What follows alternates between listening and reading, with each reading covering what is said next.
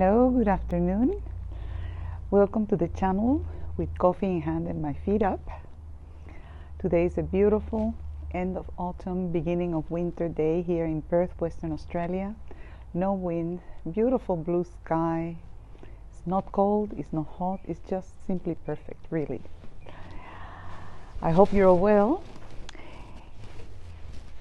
If you are 60 years of age or older, if you are retired, semi-retired, or still working, you're welcome to this channel. We'll attempt to share experiences, comments, thoughts, ideas about all the experience that we have accumulated in life when dealing with our daily routines, the ups and downs, the successes, the failures, the disappointments, the good things that we appreciate and have, and many more. In my past videos, I have suggested the reading of Eat That Frog by Brian Tracy, full of interesting ideas and suggestions. I have followed some of them, and I have also spoken to you about the weekly activities timetable that I designed for myself in order to organize my time and make the most of it when trying to achieve what I want, which is accomplish my main activities chosen from my list, which is the YouTube channel. So far so good, it's going well, and I'm very, very happy. In talking about that weekly activities timetable, which I have followed now to a T for 3 weeks, it has done wonderful things for me. I hope for you too, and I'll talk to you about them to see what you think. And in order to do that, we're just going to concentrate today on time management. Many people refer to how you use your time. I would say how you take advantage of the time you have. Because you cannot use the time, grab it and, like you grab a pen and turn it into something and make it work for you. You have to work within a time frame that's always there. It's unchangeable. You have only 24 hours every day. There's no way you can add more to that. There's no way you can cut those hours either. So it's either not taking the advantage of the time you have or taking the advantage of the time you have.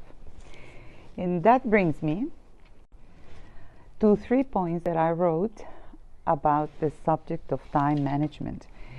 I have my notes here, and the first one is to try not to do more than one important activity or chore every day. In other words, don't crowd your days with more activities that you can handle, because eventually that translates into doing something in a mediocre way, or not accomplishing anything, or not completing what you expected to do. It's best to have once you have managed your main activity during the morning, like I do, this is referring to myself, of course, use those 3 hours in the morning, then I have a break of 2 hours and 3 hours in the afternoon to do the other things. So in my case, for example, I'll just use one of many things that I do during the week. I have a class on Tuesdays, a Spanish class for a private group here at my place. It goes from 1 to 2:30 or 3 in the afternoon. Therefore, in order to prepare for that, I realized that my 3 hours of work committed to my main project have to be cut down by 1 hour. So I work from 9 to 11, and from 11 till 12:30 or 1, I just tidy up my dining room, prepare my board and markers and the lesson and the notes that I have to discuss with the students, coffee and tea ready for when they come, and then I have the class from 1 to 3:30. And that day in particular is after 3:30 that I have some free time. So it's either exercise or the shopping I have to do, or maybe going for my walk, but there's not much time left. So I don't worry too much about doing anything else. I don't book appointments. I don't book myself into the email responses that I have to send to my clients and to my students. Nothing at all. Just relax and wait. And by 6 o'clock, I'm ready to watch the news, prepare some dinner, take a shower, jump into my pajamas, have my meal, and just prepare my notes for the following day and what I'm going to do. Now, when I have something important out of that, for example, if I have to go to the doctor at 3 o'clock in the afternoon, well, that's the activity for the afternoon of that day. My mornings, as usual, are dedicated to my main project, studying, researching, writing, preparing videos, whatever it takes. And after my 2-hour break, then I can do anything else. If I have to go to the doctor, I try not to book anything else on that afternoon for the simple reason that there may be a traffic delay. There may be an additional time that the doctor requires to do a blood test or an x-ray or check something more. It may be that he has an emergency with another patient and I have to wait an additional half hour in the reception room, whatever it is. But the idea is to be relaxed, to be able to accomplish that without any pressure. You have to eliminate the pressure and the anguish of having to do things. So usually when something is more or less important, such as a medical appointment, maybe it'll be interviewing a client, maybe it'll be preparing something, some materials, and I have to go and buy them. I just do that one thing and that's it. Because there's always the following day for those minor chores. So we don't have to really pressure ourselves and become anxious about, oh, I couldn't finish this, oh, I have to do that, oh, I forgot to do this, which is something that happens very, very often to all of us.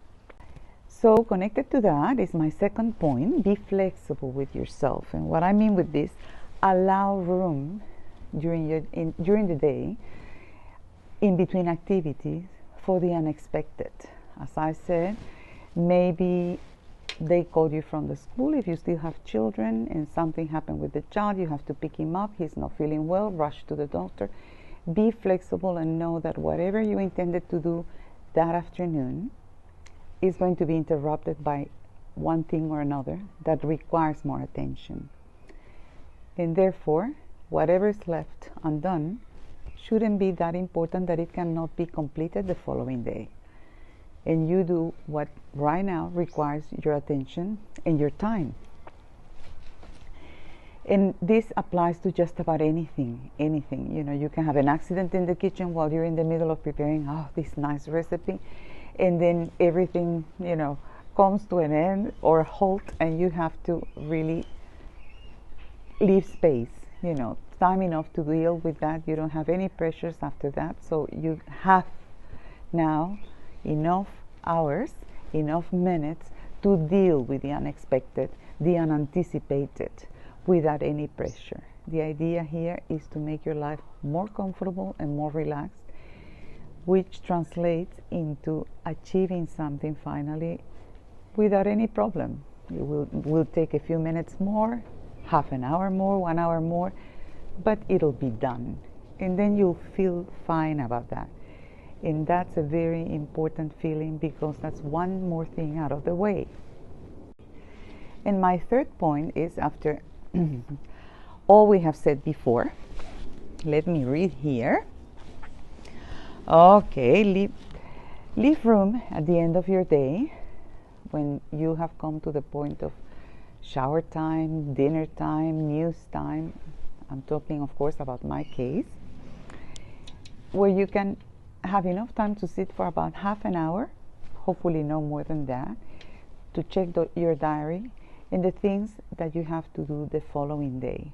Make sure if there are important things, those have priorities. So the dishwasher, the washing machine, the vacuuming, all that will have to be left aside because you have decided that that is the day. For example, that afternoon is the afternoon once a month that you meet with your friends for a coffee, and that's very important. You're socializing in that particular time for you. Friends and meetings of that kind should never be put aside for anything else. You also need to do that for your own well-being, for your own pleasure, and it energizes you inside to continue doing the other fastidious things that we have every day. So it is good to have a diary. My habit is to check my emails for the last time at about 10 o'clock in the evening before going to bed to make sure there's nothing urgent coming through. But I will not answer emails or do anything about them unless it is an emergency until the following day. I check as well my bank account in case there have been deposits made at the last minute, and I simply take note.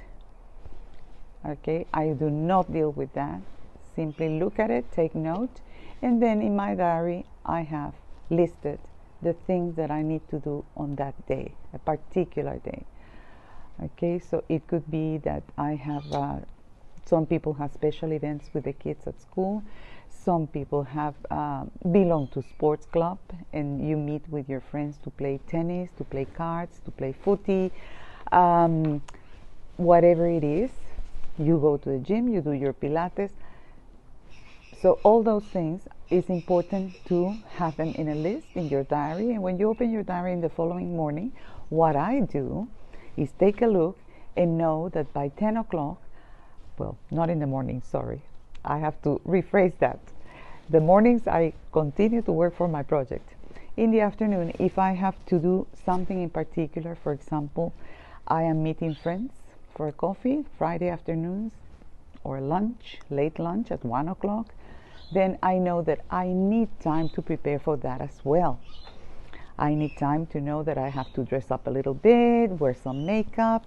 I have to know how long it's going to take me to get there and know if there are, the parking sometimes here in Perth is a situation, so you have to deal with that because I want to be relaxed. No pressure. So it means that I have to plan well in advance, that if it's going to take me half an hour to get to my lunch, I need to plan with plenty of time to drive carefully, at leisure, arrive there, happy to meet, and enjoy myself during the lunch without having to think that I have something pending and I have to go. I cannot stay more than 1 hour and a half. And that is something that I would highly recommend to eliminate from your schedule. If you decide to go to lunch with your friends and enjoy yourself, enjoy it. Give yourself that time. Anything else can come later, can be dealt with later, and will eventually be achieved and completed. So just take advantage of your time in a way that it works for you, for your pleasure, for your comfort, and eventually you will discover that things get done. There was no drama postponing this minor thing, minor chore for another day, because the most important things come first. So in my next video, we will talk some more about time management from another angle, from different perspectives, and hopefully this gives you an idea of how I am managing time in my favor, to my convenience, and feeling that really I am achieving something because I have that now under control, and I have understood these 3 points, how important they are, even though they sound very, very simple and minor, but they're very effective. So good luck. I'll see you next time. Coffee in hand and your feet up. Bye.